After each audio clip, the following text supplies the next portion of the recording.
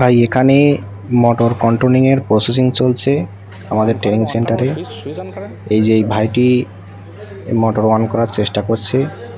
আসলে ওই সুইচটাতে একটু সমস্যা হয়েছে, এই জন্য তার দিয়ে শর্ট করার চেষ্টা করছে যাতে মোটরটি অন হয়। এখানে একটি ম্যাগনেটিক কন্ট্যাক্টর ব্যবহার করা হয়েছে। একটি ম্যাগনেটিক কন্ট্যাক্টর দিয়ে মোটর পরিচালনা করাকে ডল স্টার্টার বলা হয়।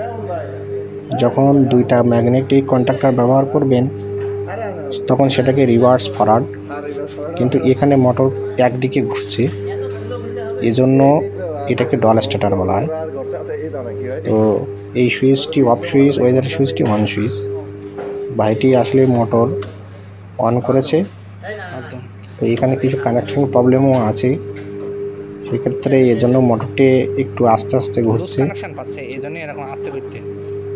এখানে এটি তো 3 ফেজ সিস্টেমের মোটর।